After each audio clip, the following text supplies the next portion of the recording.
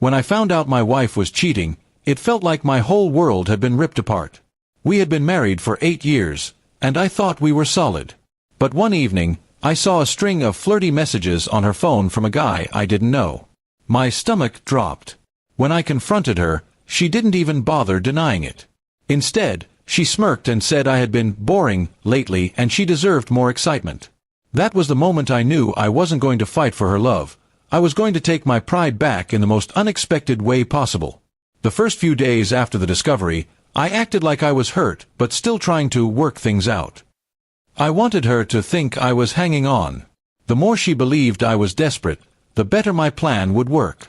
In reality, I was already strategizing my exit, but not before I left her confused, jealous, and regretting her choices. I decided I would make her think I had found someone else, someone better, and then vanish. I started changing my routine. I stayed out late, came home smelling of cologne she didn't buy me, and kept my phone face down on the table. I even started smiling at my screen like I was reading sweet messages. She noticed. The first few days, she pretended not to care, but I caught her sneaking glances at my phone when she thought I wasn't looking. A week later, I accidentally left a receipt for an expensive dinner for 2 in my jeans pocket. She found it while doing laundry. Her expression was priceless, confusion mixed with annoyance. That night, she asked me casually if I'd been out with friends. I just smiled and said, something like that. I could see the gears turning in her head. To make it even more believable, I created a fake social media profile with a woman's pictures, all royalty-free images so no one could trace them. I made sure the account was private, but had just enough suggestive posts tagged with locations I had recently been to. Then, I casually left my phone unlocked on the couch with one of her pictures on the screen when I went to the bathroom. By the end of the month, her attitude had completely shifted. She was dressing up more, cooking my favorite meals, and trying to start conversations like nothing had happened. The woman who had once flaunted her affair in my face was suddenly competing for my attention.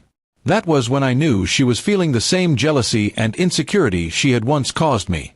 One night, she finally broke. "Who is she?" she demanded, her voice trembling. I looked her straight in the eye and said, "Why does it matter? We're done, remember?" Then I walked away, leaving her standing there speechless. That was the last proper conversation we ever had.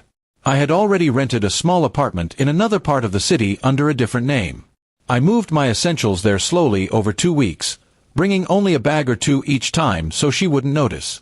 The night before I left for good, I staged one last scene.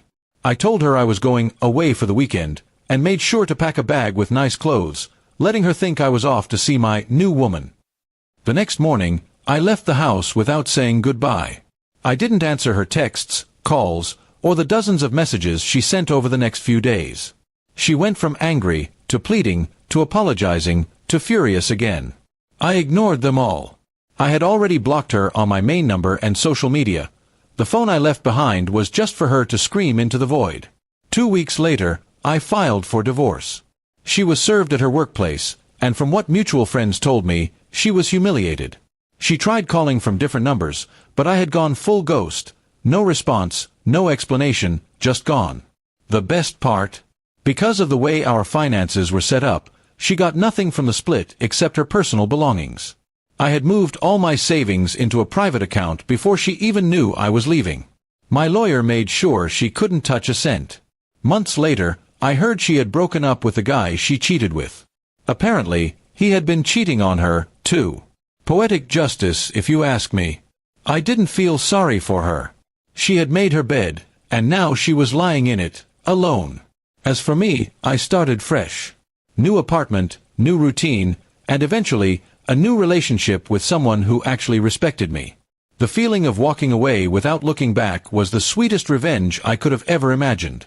Sometimes people think revenge has to be loud and dramatic, but mine was quiet, clean, and final.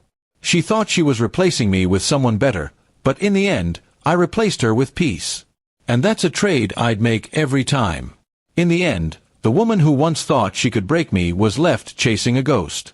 And that ghost was never coming back.